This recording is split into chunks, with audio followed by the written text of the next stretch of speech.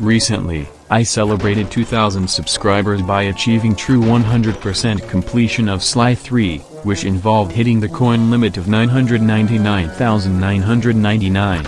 It took some time, but I got there, mainly aided by the use of pirate battles and a set of strategies I created over time. It got to the point where I could mindlessly do pirate battles over and over without thinking. As with anyone playing any game doing any one action enough times, glitches are bound to happen, and in my case I accidentally stumbled across one that was not only new, but very useful, especially for what I was doing. I mentioned this in my highlights video, but this will cover it in depth. First, take a look at this pirate battle, watch every detail very carefully.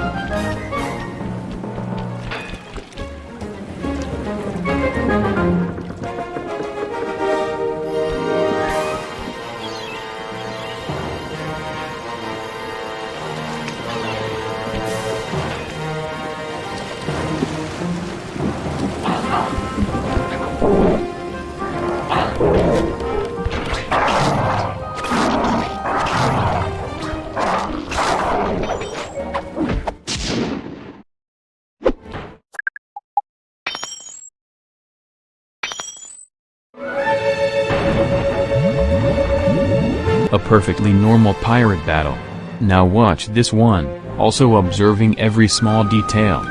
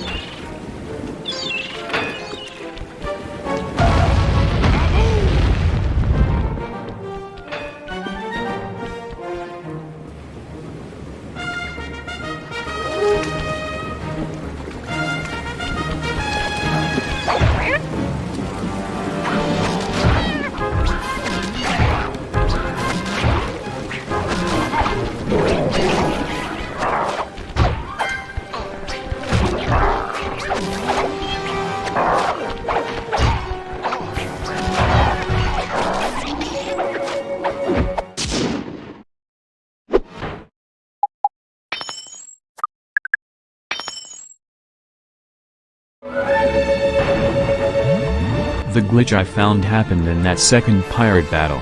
Did you see it? I'll replay the part with the glitch.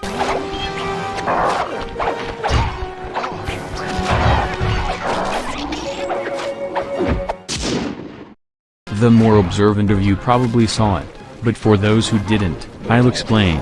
At the end of the second pirate battle, I experienced a sudden coin boost immediately upon killing the captain, something that doesn't happen normally. The coins are gained in groups of 10 counting up, as if I collected loot, except you can't collect real loot in pirate battles. The loot you collect from killing captains isn't treated as real loot by the game, rather a key item. You can tell because of the same collection animation used for other key items, as well as the fact that no coin value appears underneath the item's name. The type of loot is put into the math that determines how many coins you get on the results screen. Therefore, it's impossible to actually collect the loot item you get during battle. But what if it wasn't? Before I continue or explain how this connects to the coin boost, we need to talk about a parallel universe, one known as Sly 2, specifically an alpha build from March. In this build, pickpocketing is reserved for missions, where you're pickpocketing key items, like this early keycard. Rather than collect it immediately, it simply falls to the ground, and touching it collects it. Retail copies retain this functionality, which can be restored through modding. With this, we can see that touching a pickpocketed loot item adds it to ThiefNet sell menu, since we properly collected it.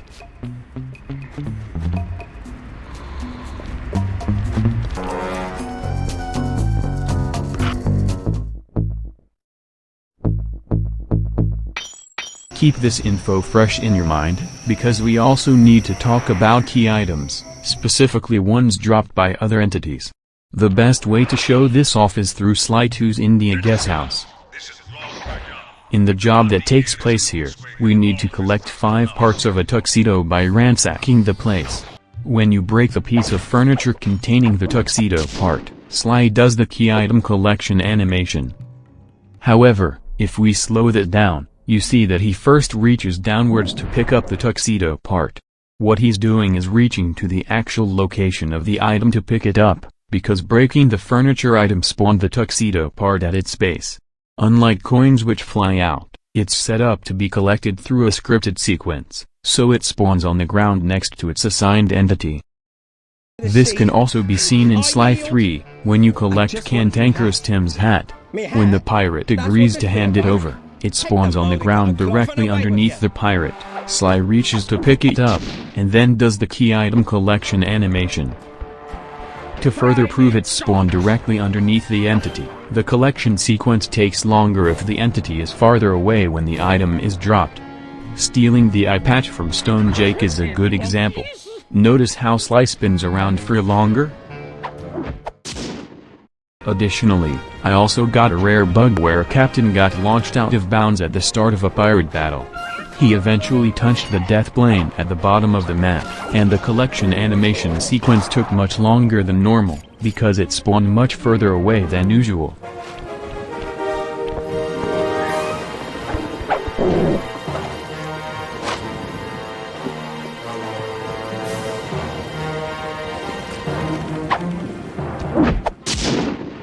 All in all, we've learned that pickpocketed items are actual collectibles that you can collect if they're on the ground and you touch them, and key items spawn directly at the base of entities that contain them after breaking them. You might be wondering how all this connects to the pirate battles and the mysterious coin boost. Well, what if you touched a key item the exact frame it spawned below an entity? What would happen? Would you collect it? The answer is yes, and that's what the coin boost is. While the collected loot item isn't treated as a loot item upon collection, it's still a loot item until it gets picked up, which is probably only a few frames. If you defeat the captain, but Sly's model is touching the bottom of the captain, you have a good chance of being at the base of the captain when the game spawns the loot item, allowing you to collect it. Since Sly 3 removed all functionality relating to selling loot, the value is immediately added to your coin count. A better way of visualizing this is through the early loot stealing mechanic, which not only exists in Retail Sly 2, but also Retail Sly 3.